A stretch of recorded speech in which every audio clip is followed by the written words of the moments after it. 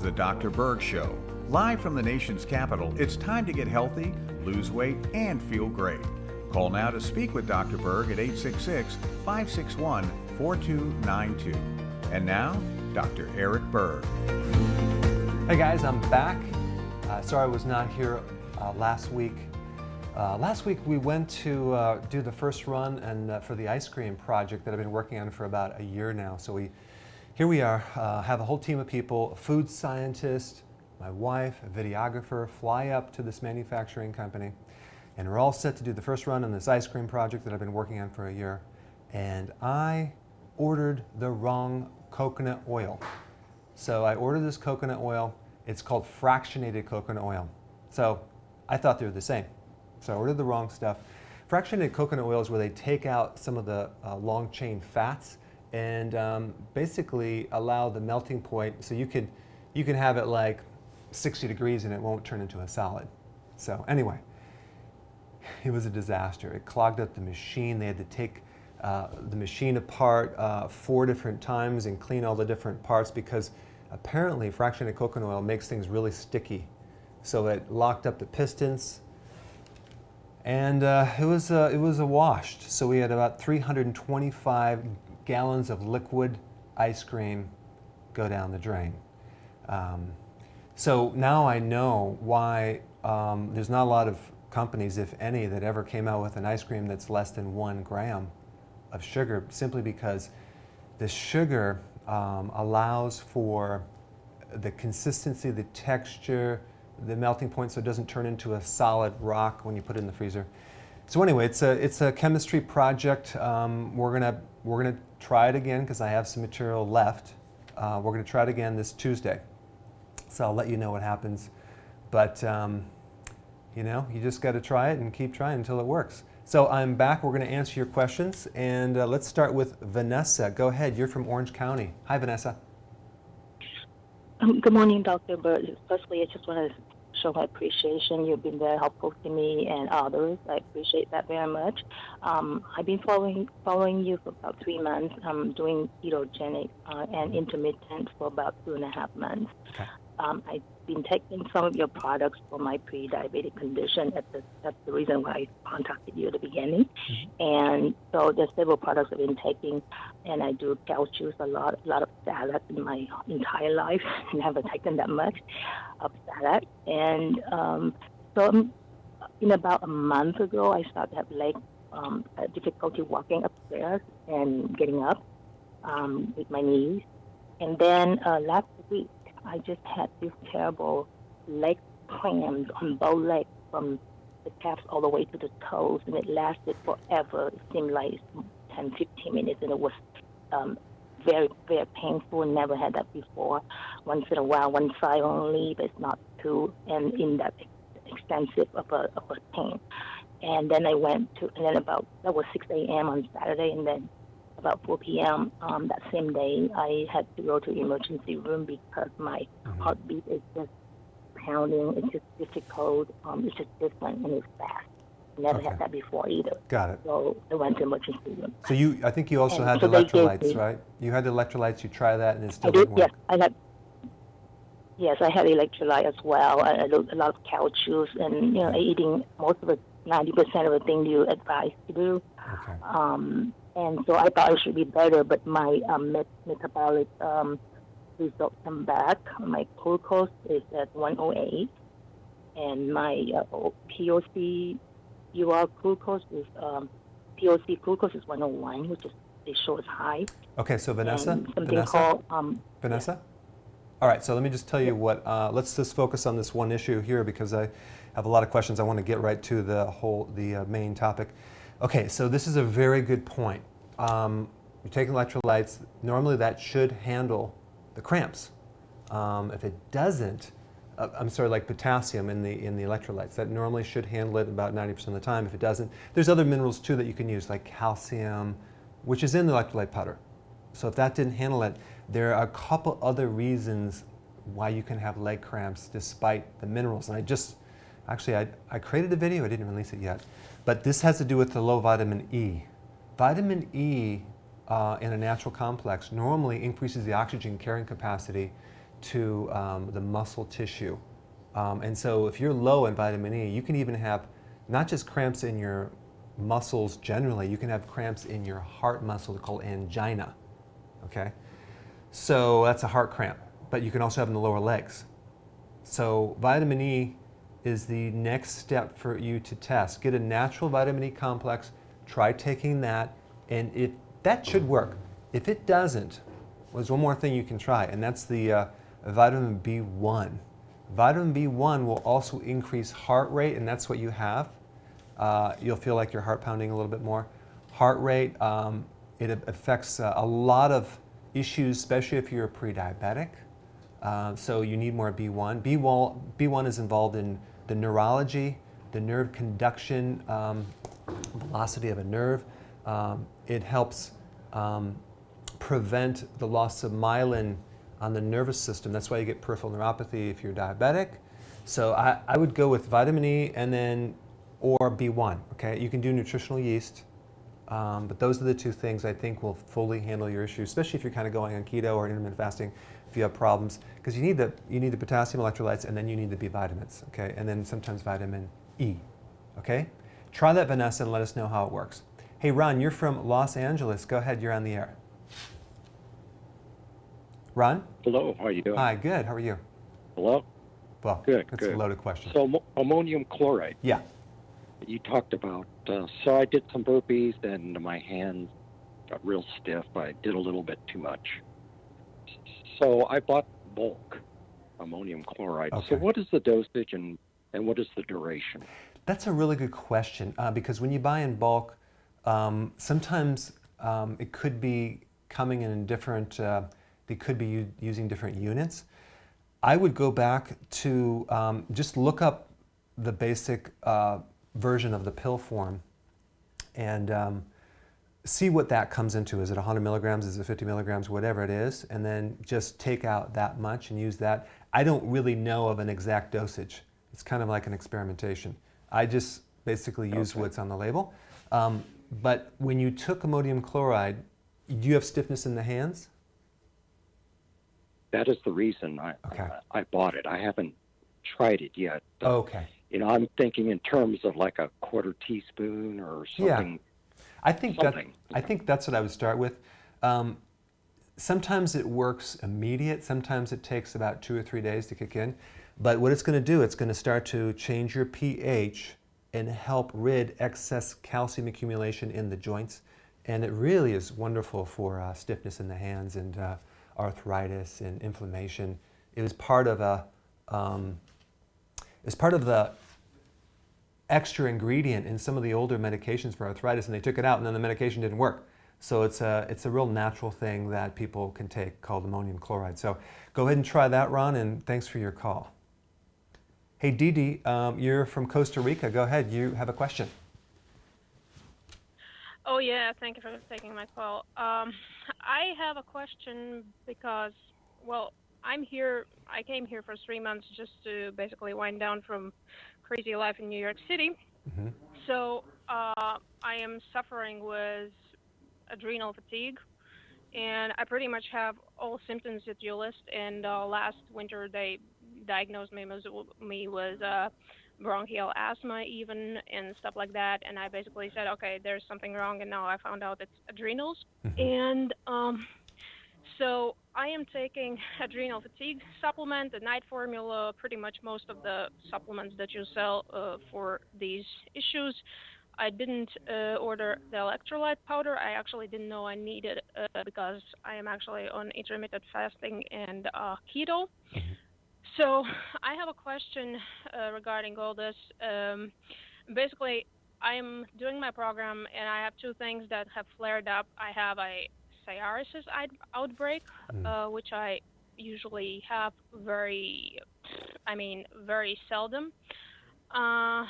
And then I have pain on my left side of my belly button, and I'm kind of looking it up, and I see that it is pancreas issue, probably. And yeah, and I am also taking from a different online store. I've got also digestive and systemic enzymes that I'm taking, and I do take the gallbladder formula. Okay. pretty much eat salads all the time and some protein, and that's pretty much it. Okay. And fat. All right, let's talk about that. Dee Dee, other than that, how you doing? No, just kidding.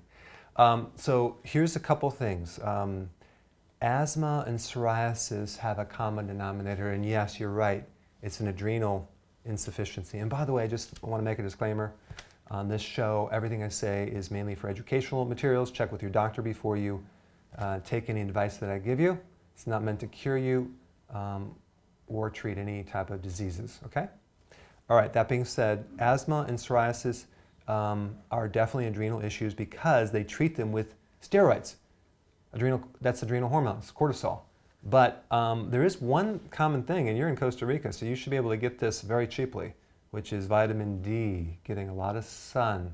Vitamin D is one of the best remedies for asthma and psoriasis for the skin issues, believe it or not. So now, if let's say you can't, it's not working, and then it could be a factor of not digesting it, and it could be that your adrenals are really kind of burnt out, that they need to kind of slowly come back up. So you're going to have to, I would get lots of sun. I would get in the salt water like in the ocean and get that exposed to your scalp or wherever the psoriasis is. The other thing too is bentonite clay. If you mix that with water, bentonite clay is the weathered ashes from a volcano. And you could take that little water and it activates with water. It's electrically charged material that can then, it's like a detoxer, but it's also great for the skin. You can make it as a mask or put it on your scalp wherever the psoriasis is, and it's great to heal that. So that's another little thing for topical, but I think deeper, you do need adrenal help. And so one added thing that I highly recommend is to get the massage tool that I have, and it comes with a manual that teaches you how to do acupressure for your adrenal. I use this thing every single night, and it helps me sleep, and it kind of, it physically kind of extracts the tension in my body, and then we show you how to do the acupressure on the adrenal points and the flight or fight points and the recovery points, and you just do these points before you go to bed. Do that, long walks, make sure your food comes from the farmer's market, and then just give it a little more time, okay? Thanks for your call. Hey, Chris, you're from California. Go ahead, you're on the air. Yeah. Good morning. Good morning. How are you doing? Good. Yeah. I have a request that you do 3 videos, one on erectile dysfunction. I couldn't find any that you did on that. Right. The second one would be toe fungus. And the last one I know you don't have, which is a ketogenic diet for dogs. That's a really good, that's an interesting topic right there. I didn't even think about that. That would be a great one to do. Good. So I think so. Let me just give you a couple tips on those points, okay, Chris? Okay. All right, so erectile dysfunction, the main problem with that is low testosterone, normally caused by high levels of estrogen. So it's really an estrogen dominant problem. Men get, man boobs, they get problems with their erectile dysfunction. They have problems with extra fat. They lose their vitality, they get up and go. So it would be a combination to rid that estrogen of doing things like cruciferous vegetables. There's another herb that I guess it's it's stinging nettle root is a plant. That's a really good one to help balance your estrogen levels as well. Mushrooms will also help balance testosterone and estrogen dominance in men. The other thing too, even more than the food, would be making sure your adrenals are good. So the acupressure on the adrenals is really important with my massage tool, and then getting enough sleep. You got to make sure you don't over-exercise, because a lot of these guys that are trying to get the testosterone up, they're working out too much, they're overtraining, they're not resting enough, getting enough recovery, not sleeping. So I would do maybe 1 or 2 workouts a week with lots of rest and take naps. That normally will help. Those are the main things. Now, as far as the toenail fungus, that's an internal problem. Normally in your gut you have 400 microbes, and they're different strains of, not 400 microbes, 400 different types of strains of microbes, from friendly bacteria to friendly fungus to friendly yeast. friendly mold in your body. You have these friendly microbes. So when you destroy them, you get unfriendly mold, yeast, bacteria, fungus that grow on the external part of your body. So you want to put back in the good microbes, and I recommend researching something called effective microbes, EM, effective microbes. It comes in liquid. I used to sell it, but you can get it anywhere, so I decided why not just have you go get it somewhere else. It's not something unique.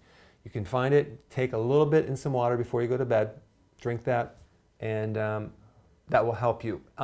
Topically, you want to get oregano oil. Boy, that's the best fungus killer that I know of, and you rub that on the toe, and that will actually help externally, but it's really an internal issue. Keto for dogs is a great topic. I'm going to actually create a video on that one, simply because, you know, if you look at these dog foods, they add a lot of carbs. So we don't want that. So, and then do intermittent fasting for dogs too. The problem with people with dogs is they give them so many treats. It's like it spikes the insulin and they keep going. You want to feed your dogs. We feed our dogs in the morning and at night, and we don't do all these treats. And I know when you're training them, you got to do some treats, but just be careful with that. Good question. Hey, Jessica, you're from Florida. Go ahead. Yes, thank you for your time. I appreciate it. You're helping a lot of people. It's amazing. Oh, thanks.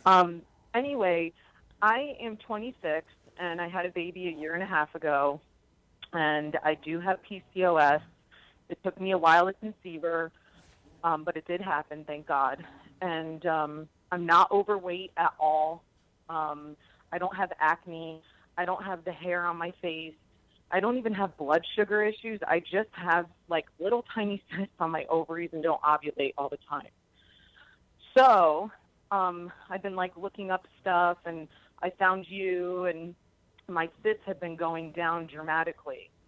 So my question is I'm doing the fasting not for, because I'm trying to have another baby. I'm sorry, I forgot that. Mm-hmm. And my question is, the fasting I'm doing is for more hormonal balancing than losing weight, because I don't need to lose weight. I'm not underweight, but I don't need to lose weight. Right. And I was wondering if that's safe to do while trying to get pregnant. Should I not fast and just eat keto? Okay. Or what are your thoughts on that? Great question, Jessica. So first of all, PCOS, polycystic ovarian syndrome, is a condition where the person has these, they're not really cysts, they're follicles in the ovaries. And so those tend to be overproduced because of an imbalance with higher amounts of androgens. Now, it doesn't sound like you have a severe case like other people. We have facial hair, deeper voice, male pattern baldness, whatever. So you don't have those symptoms. So it's probably like a mild version of it. But the point is that what causes the high androgens is high insulin. Okay, so what you're doing is the exact thing you need to do to correct it, which is intermittent fasting and some ketogenic. So yes, I would do that as kind of a treatment to help balance your hormones as you're getting pregnant. I think once you get pregnant and it's really solid, everything's good, then maybe just go with doing 3 meals and no snacks. Just that would be your version. So I don't know what version you're doing now. But just because you're pregnant or breastfeeding doesn't mean you have to have 6 meals a day. You just want solid, healthy meals. I'm going to do another video on that because I think that's an important point. But the fact that you had a little bit of this condition, that's a little higher androgens will shut down your estrogen, and then you create problems with fertility. So you are doing the exact right thing to become more fertile and get your body in good shape. There's a couple things I'm going to recommend though for fertility and also once you're pregnant. Number one is to royal jelly is something that I would start taking immediately. That's a really good fertility remedy, natural remedy. Okay. The other thing is the fat-soluble vitamins, vitamin A from cod liver oil, essential when you're having this, when you're trying to become more fertile. Vitamin A, vitamin D from the cod liver oil. Cod liver oil has a balance of DNA. Those would be the most important. Make sure you do trace minerals so that baby comes out with all the minerals that it needs to form. And the other thing that you want to make sure, it's when you actually get pregnant. Unfortunately, the infant formulas that women use for these babies coming out, or they don't have time to breastfeed, creates a lot of issues. So if you can start beefing up the trace minerals and fat-soluble vitamins, you're going to prevent a lot of issues with the dental structure. So there's no overbites or underbites. That's trace minerals. And the fat-soluble vitamins allow those minerals to be transported. So your child will have a lot less cavities and good bone structure. So those are the things that I would focus on. But fertility is mainly the healthy fats, and make sure your hormones are balanced so you don't have too much insulin or androgens. So I think you're on the right track. Just keep going. Add those things in there, and I think you're going to have a really amazing baby. All right. Now we have Marnie. You're from Australia. Go ahead. You're on the air. Oh, thanks, Dr. Berg, for taking my call. I just want to thank you for being such a wonderful teacher, and I've learned so much in such a short time. And I look forward to seeing your videos every day. If you don't mind, I've got 2 quick questions and a favour to ask. Mm-hmm. I have sleep apnea due to taking prednisone and Plaquenil for lupus. I've been on these drugs since 2009, and I want to get off them safely. Since starting the keto intermittent diet last month, I feel so much better, and I was bold enough this week to cut my dosage down. I haven't had any side effects so far, and I'm wondering how to wean off these drugs safely. And you mentioned taking colostrum as an alternative, and would serapeptinase help as well? And my second question is regarding the sleep apnea. I don't use a CPAP machine and wondered if I should be. My mother died of a brain cancer, and I'm worried that I'm not going to get enough oxygen to my brain, or would the fats from my diet counteract this? And the last thing is the favour. I just wanted to see if you could do a video on the benefits of bone broth.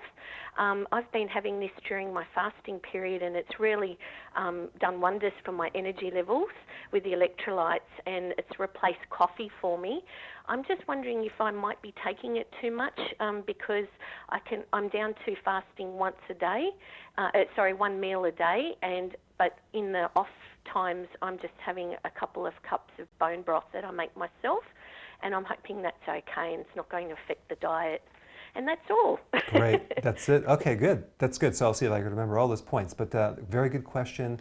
I think you're on the right track with what you're doing. It's working, but we just want to tweak it. Now, when you have lupus, originally that's an adrenal issue. So I'm assuming you're on some adrenal supplement or support. The one that you would need would be something called Adrenal Fatigue Advanced Formula, because that actually is for a low adrenal to bring it back up. It's not for high cortisol, it's for low cortisol, just help support that. But sleep apnea is an adrenal issue. As you're coming off prednisone, you do it gradually, very, very gradually. And there's a couple pointers. Colostrum is wonderful to repair it, but you got to do small dosage over a long period of time, and that will slowly kind of bring you back up. The other thing that you want to do is you want to, you're doing intermittent fasting and keto. You're doing like 1 meal a day. You got to make sure that one meal is really nutrient dense and robust. That's very, very important. You can't just have like a couple different things, and you probably already know that. So it's a lot of potassium, a lot of greens. The more potassium you can include in the diet, the less need for cortisol. So that'll actually help the cortisol. The other thing is vitamin D, but I would prefer you get it from the sun. Vitamin D it will decrease the need for cortisol as well. And I've done some videos on the damage from prednisone, so you can actually get some other pointers on that, but I think you're on the right track. As far as serapeptase goes, that's the enzyme for extra scar tissue in the different parts of the body from cirrhosis, from liver cirrhosis or things like that. I don't think that's the one that you need. I wouldn't focus on that. I would do the colostrum for sure. Bone broth is another great protein, amino acid profile, natural thing that people don't eat bones. So I think that's awesome. I will do a video on that. As far as a sleep machine where an oxygen type of apparatus that you're putting over your, or breathing air into your face. I would, I don't know if I would jump to that, especially if it's working and it's getting better. You can always get a test to see how much obstruction is occurring through the night, and if it's a major problem, you can use it as a temporary thing. You know, it's up to you. It's not a bad thing. But here's the thing, as you do this over time, that should improve. The massage tool that I have, I would recommend using it on your adrenals and the back of the neck. The second bone down, when you do those points, it really helps opening up the sinuses, especially you do this before bed, and it really facilitates more neurological benefits to this part of the face.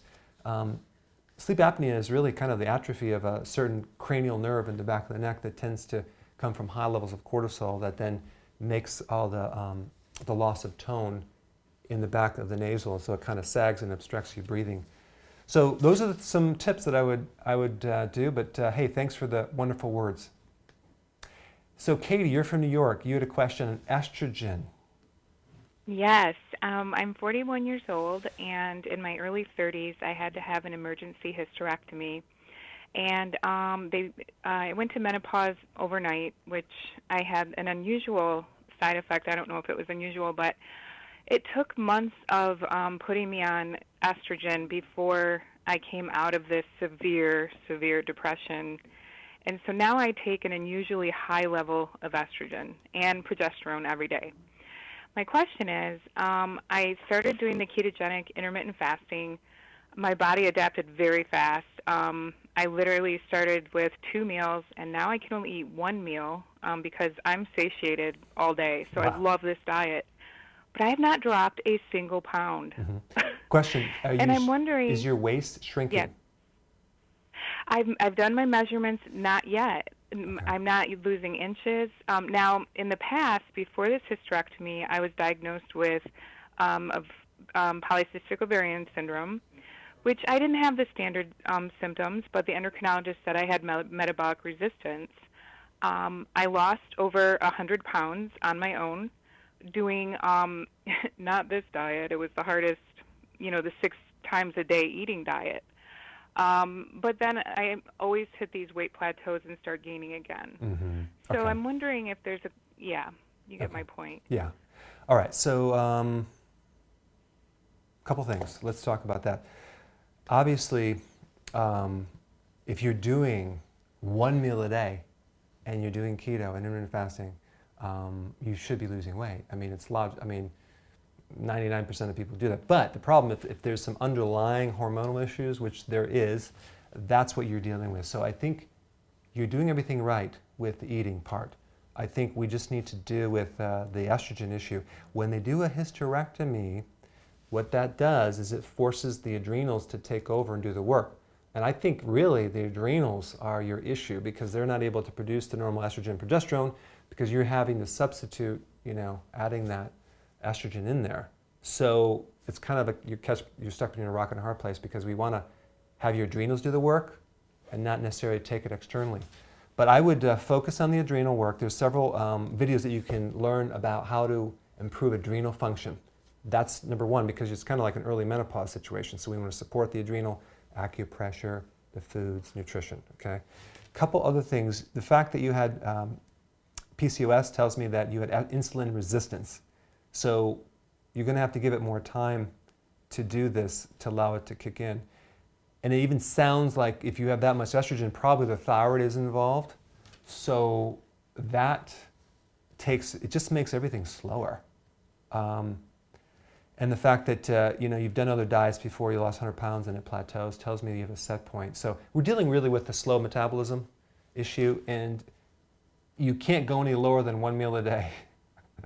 So you're going to have to improve these other body issues. So we're not dealing with a food or a nutrient thing, we're dealing with a physical thing. That's one of the reasons I created the membership site, just simply because it has all these other tools to work on body issues. I think that's what you need to focus on. It's probably a little more extensive than doing this Q&A on this video, but at least I want to point you in the right direction. I would focus on getting your adrenals good, make sure the thyroid's good, and I think then you'll start seeing more change, okay? But you might just have to give it a little bit more time too. But the fact is you're getting benefits already, probably in other levels. That's a good indicator. So just kind of do that. All right, Katie, thanks for calling. Hey, Sue, you're from New Jersey. Go ahead, you're on the air. Hi, thank you for taking my call. Sure. I wanted to know, I started the keto diet and intermittent fasting, and I wanted to get my father doing this as well, but he's diabetic. So I wanted to know, what is a safe way to incorporate the keto diet and intermittent fasting with someone that's diabetic? Is he taking insulin? Is he taking insulin? Yes, he's taking insulin. Is he type 1 or type 2? He is type 2. Okay. Second, you had another question? He's starting to have neuropathy pain. Yeah. And I want to know what I can do to help him with this. Okay. Very good questions, Sue. Let's answer them. Number one, he absolutely needs to do this. Jump right in. There is no other, this is for a diabetic. It's going to decrease his need for insulin. The only thing you have to watch out for is as he does this program on a nice gradual, start with 3 meals a day, no stacks, and the whole thing like I talk about. As he does this, the need for insulin is going to go down. The need for medication is going to go down. So he has to be in communication with his doctor so his doctor can make the adjustments on the medication. Because what's going to happen, he's going to end up with low blood sugar. And then they're going to tell him to take glucose. I'm like, no, just take less medication. So he's going to have to gradually adjust the amount of medication as he does this to the point where he needs less and less and less, and hopefully to the point where he can come off the insulin. It's happened many times before. So that's number one. If he has peripheral neuropathy, it tells me it's pretty much set in there. And what causes peripheral neuropathy is the high sugar has depleted his B1 and B12 vitamins, which have to do with forming myelin around the nerves.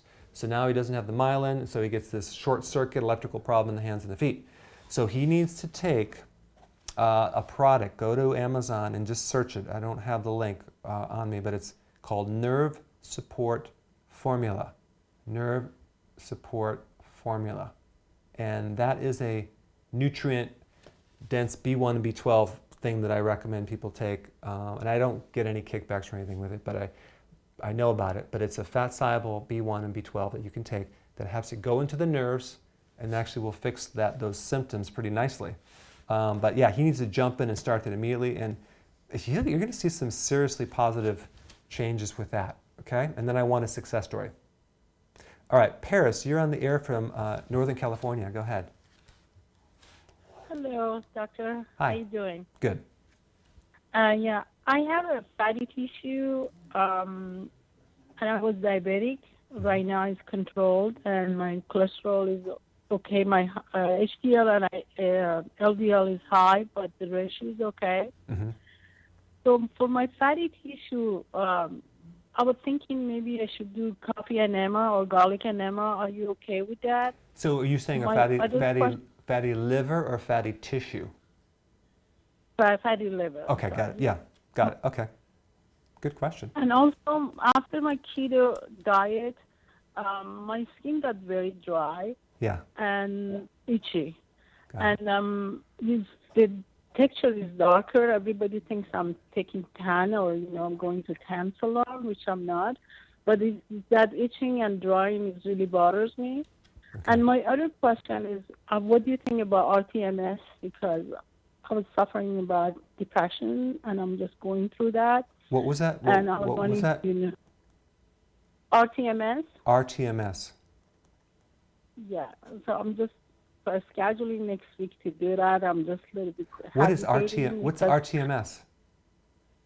It's kind of electromagnetic, wave for the new stuff for the depression. Oh, got it. Okay.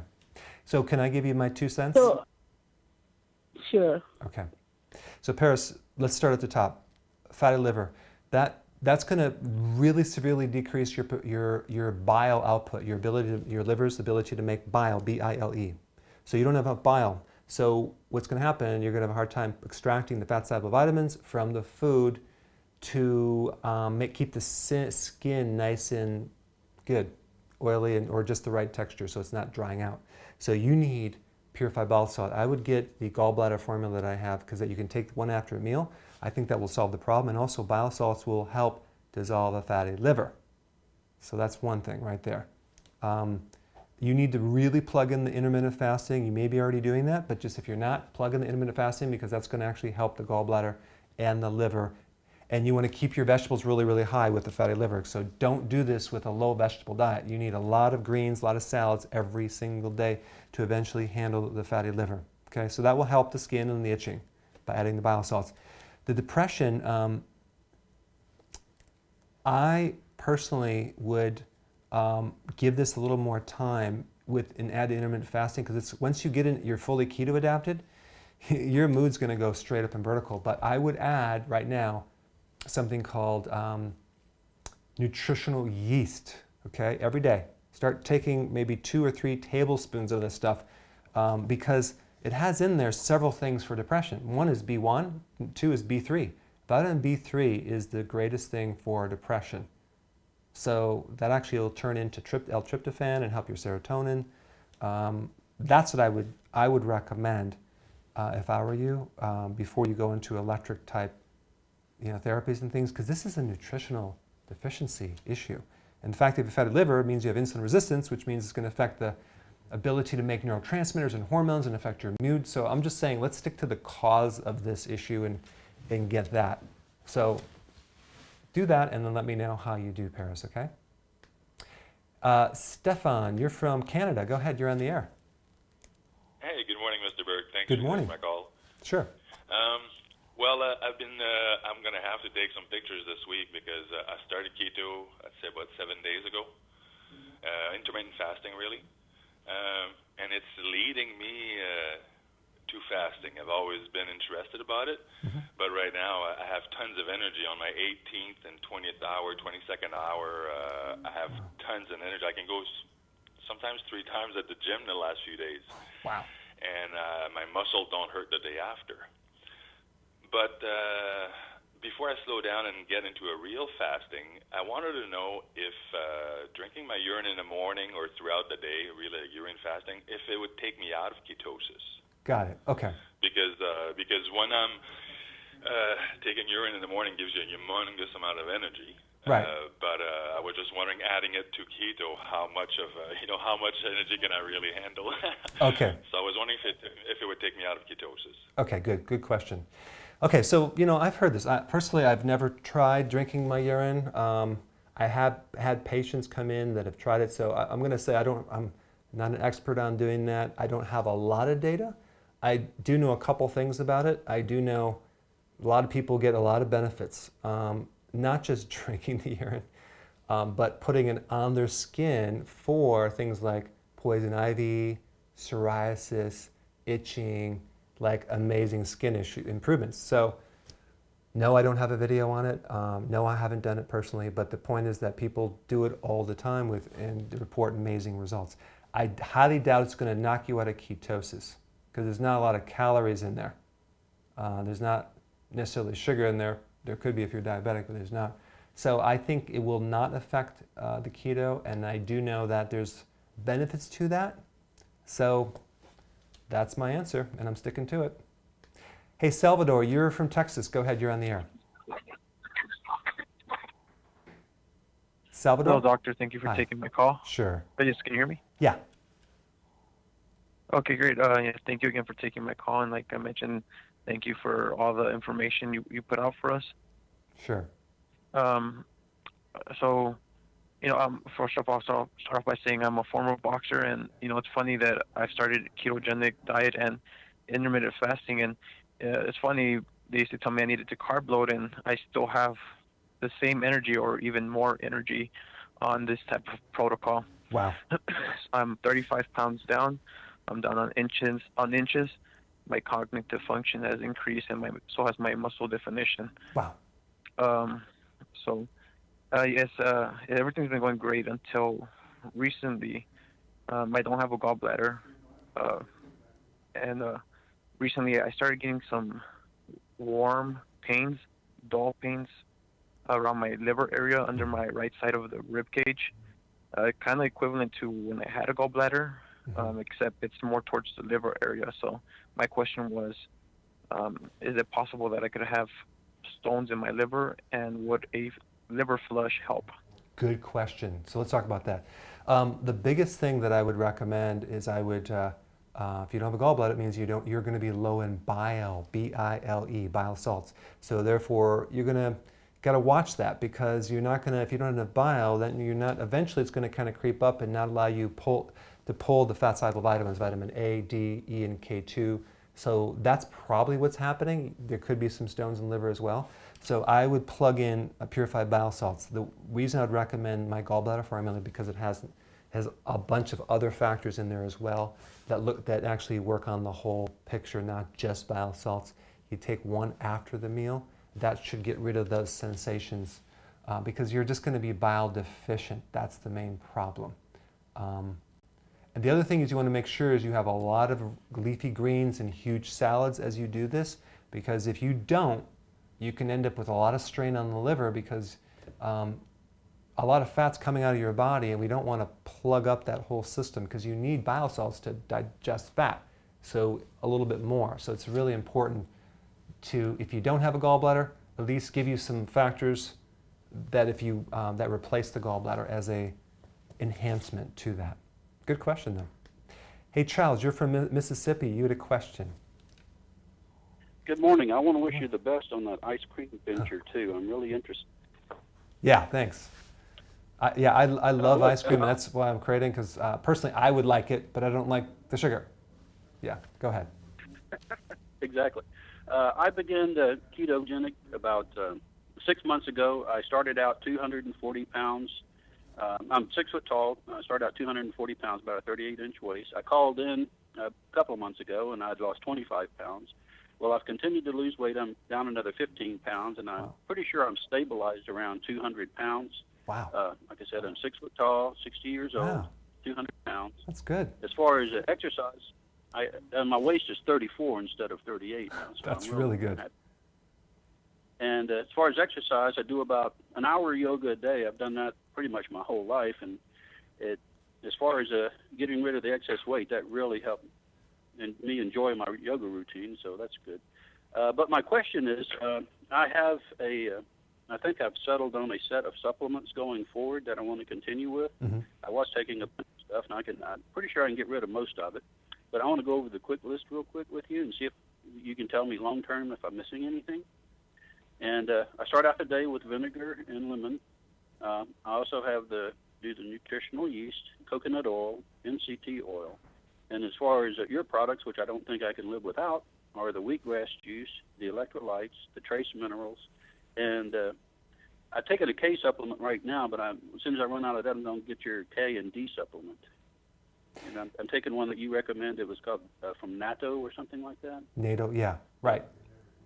Awesome. Okay, that's what I'm taking right now. Okay. And I was taking omega oil, some magnesium supplements, some niacin supplements, some turmeric supplements, and some CoQ10. I think I can eliminate those along with the diet and with this. What do you think? And is there anything you see I'm missing? Good. I think you're doing really good, Charles.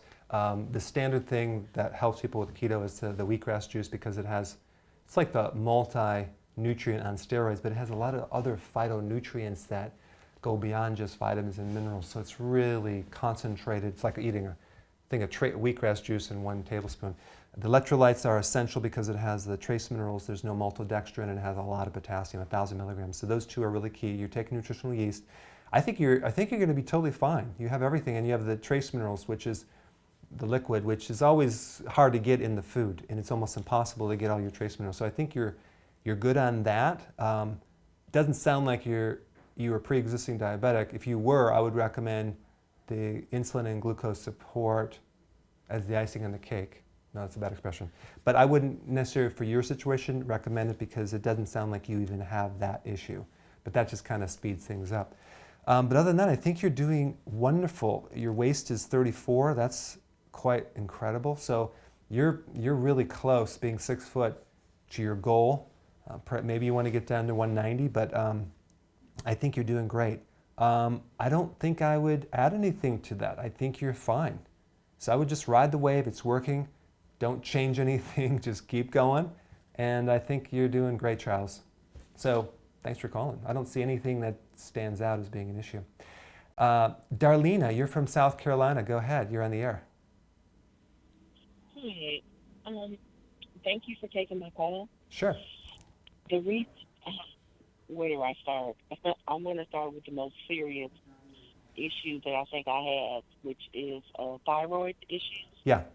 I have like a lot of chronic fatigue and a lot of my hair has fallen out as well as my eyebrows, and I just want to know, like, is there anything that I can do naturally to get my thyroid back going and, you know, help lose weight? Because I have tried fasting, and I mean, it's actually my religion, so I'm very familiar with fasting. Not the but I don't know. I kind of feel like I'm stuck because I work out and, you know, I changed my diet and I cannot lose weight. So I have a question. How many meals are you doing now a day? How many meals? Yeah. 2. 2? 2 meals. 2 meals a day, okay.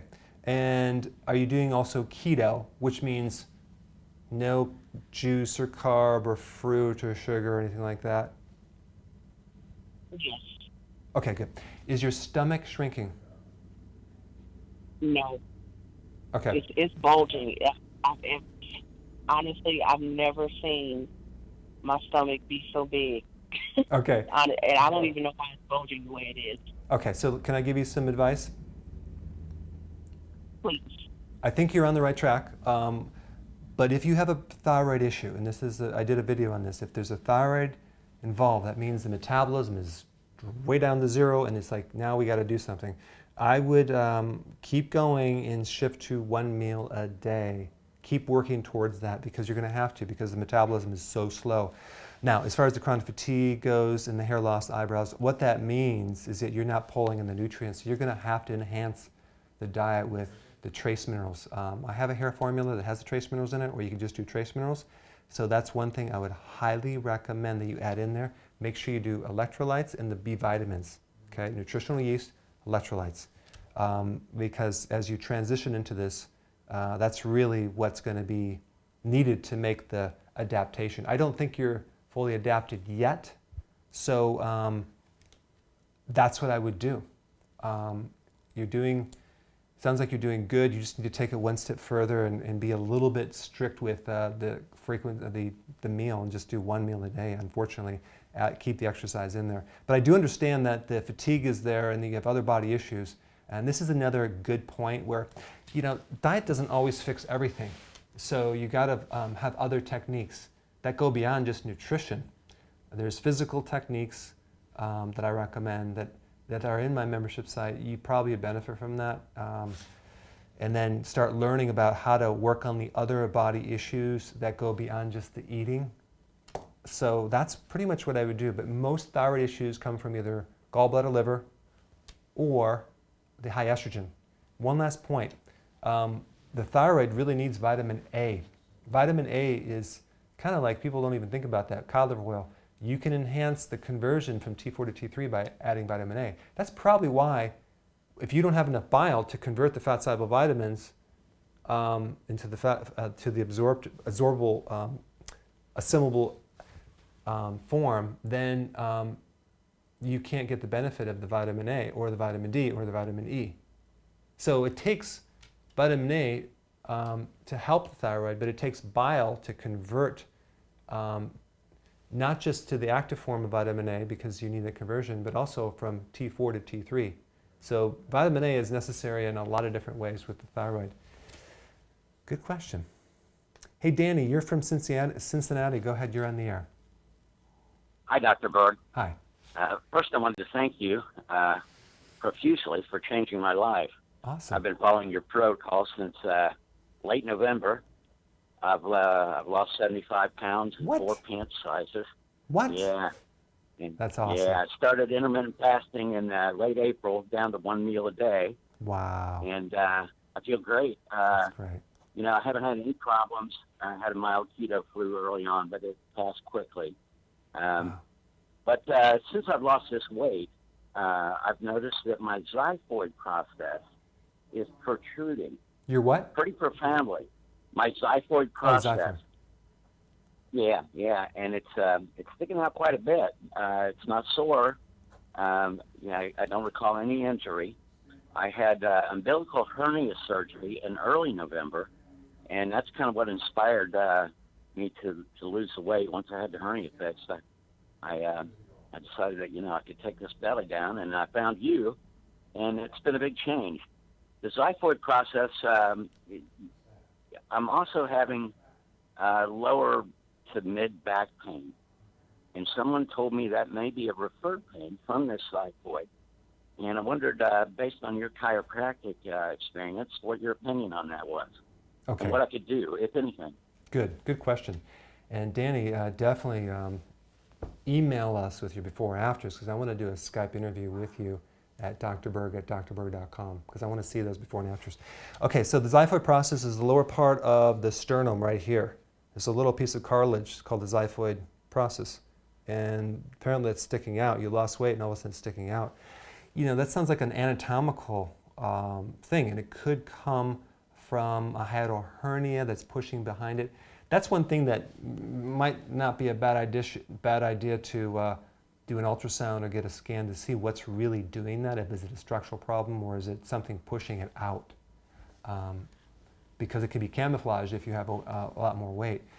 Now, as far as the back pain, the mid-back pain, this is a really good point, because the tips on the lower back pain is to actually do massage on the front part of your lower body. Wherever the pain is in the back, you do it to the front. You work with the massage tool on the front part, and that knocks out the back pain, which is very opposite of what everyone else does. On the mid-back, you work on the sternum. So just don't press on your xiphoid process. You can work up here on the sternum, wherever the pain is in the back, like draw a line right through the back, and that will knock it out. But I like to work on the outside of the rib, where the rib connects to the xiphoid process on both sides, and that should help your mid-back. But it sounds to me, if it's mid-back, it could be gallbladder digestion as well, so I would want to look at that to make sure that's not kind of sticking up and pressing out on your xiphoid, like especially if there's like maybe some internal bloating or something like that. So those are just things I would look at, Danny, but yeah, definitely want to see your before and after, but thanks for calling. Hey, Ken, you are from the UK. You had a question. Yeah. Hi, Dr. Berg. Hi. Thanks for all your videos. Really helpful. Just had a question about vitamin K2. I've seen a few of your videos, and they talk about the benefits of vitamin K2 with D3. I'm confused between the two versions of vitamin K2, MK4 and MK7, and I'd just like to know which version I should be taking with vitamin D3. Good question, Ken.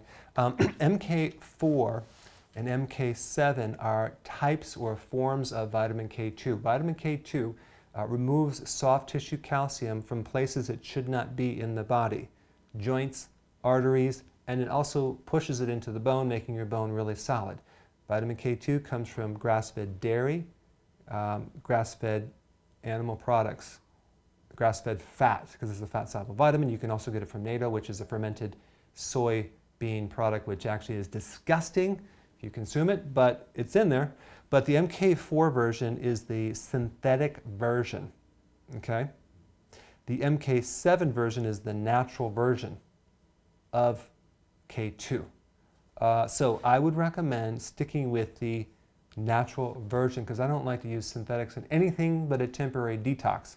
So I would use the MK7 version. That's really the big difference. It's synthetic. The 7 is natural and the 4 is synthetic. So stick with the 7 and I think you're going to be fine. Good question.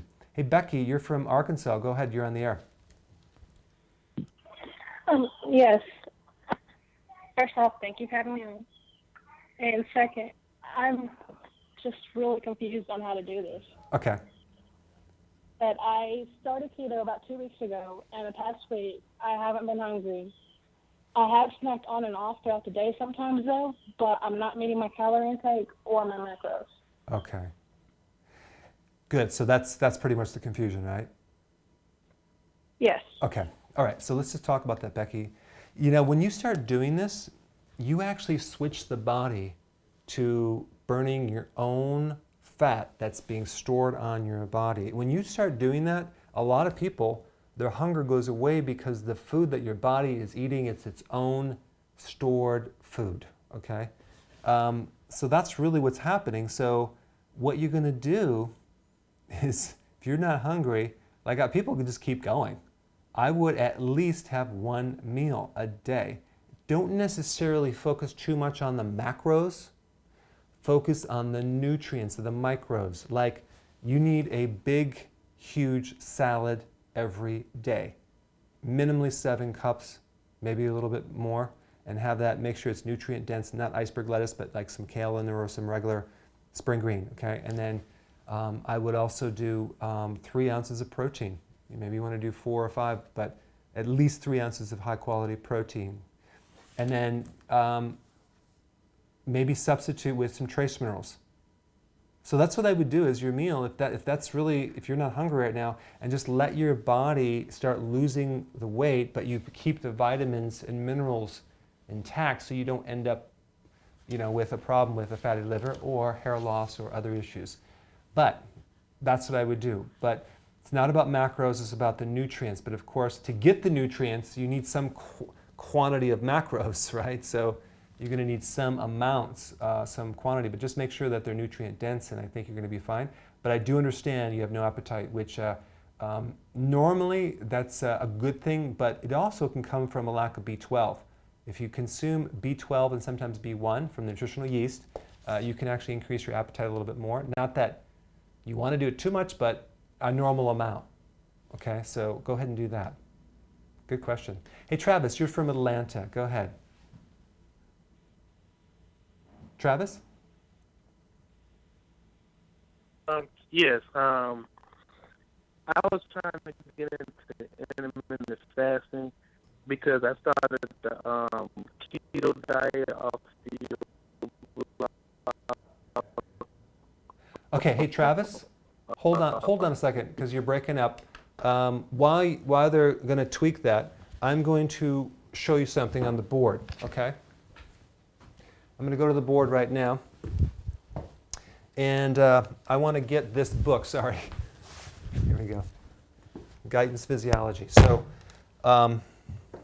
this is my plan B. If anything goes down with the internet, I'm going to do something on the board. I wanted just to communicate real quickly about a different topic, which is diabetes, and then we'll come back to his question. Diabetes. What really... or insulin resistance, like how do you really fix this thing for real? How do you, well, the key is understanding it, what it is. And I think the biggest thing that people think that diabetes is, it's high sugar, okay? Too much sugar. So because that's the way the doctors measure it and they test it. You chew fasting glucose, if it's high, then it's diabetes. Or an A1C, which is an average of high blood sugars over 3 months. Diabetes, or a postprandial glucose test, which is 2 meals after you eat blood glucose. So it's high glucose. But really, let's ask why that is. High sugar is a symptom of low insulin. So really, diabetes is an insulin deficiency. And let me explain, because in some of the other videos I said there's too much insulin. When you have an insulin deficiency, here's the cell, okay? Here's insulin.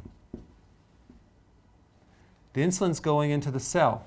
The cell is insulin resistant. It's blocked, okay? So it can't get in there. So now, inside the cell, we have low insulin. That sends a signal to the pancreas to make more insulin. So outside the cell, we have high insulin.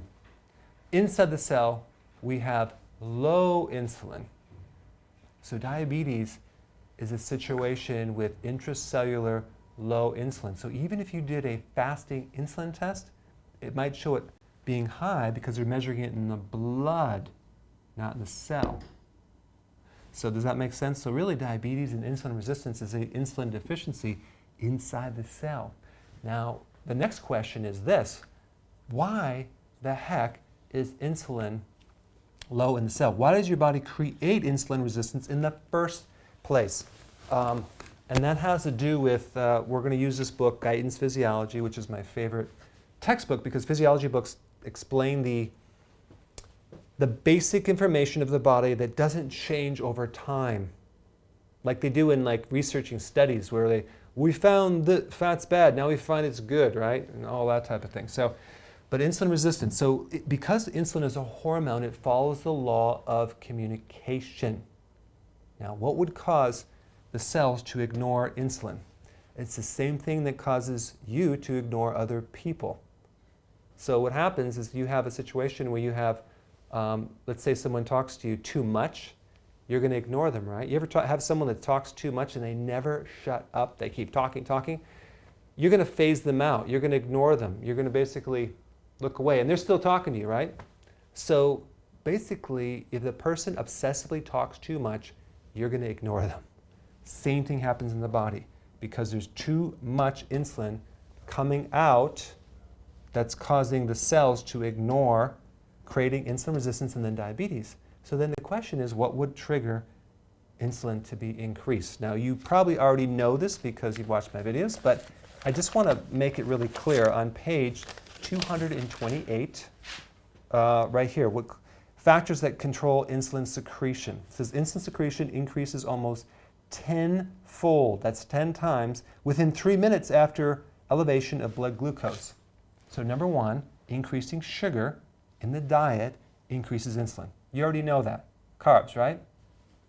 So we got that. That's number one. But there's more on the next page, page 930. It says other factors that stimulate insulin secretion. Amino acids. Interesting. Protein. It says right here, amino acids in the absence of a rise in blood glucose can cause a small increase in insulin secretion. So basically, if you consume protein without eating carbs, it can increase insulin a little bit. Check this out. It says right here, however, when administered at the same time, blood glucose concentration is elevated, the glucose-induced secretion of insulin may be as much as doubled in the presence of excess amino acids. So basically what that means is if you increase sugar in the diet with protein, you can double insulin secretion. Number one, high glucose. Number two, amino acids to a small degree. Number three, adding protein with sugar will double it, okay?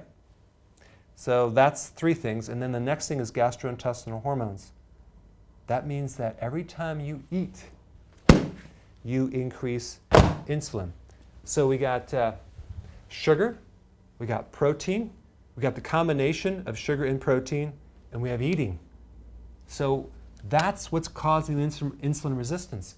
Nowhere in Guidance Physiology does it talk about eating saturated fats will increase insulin. That is not true. Okay, so it's absolutely not true that saturated fats cause insulin resistance or diabetes. All right, so on that note, I want to thank you guys for watching. I hope you got some tips this week, and stay tuned for next week. Thanks for watching.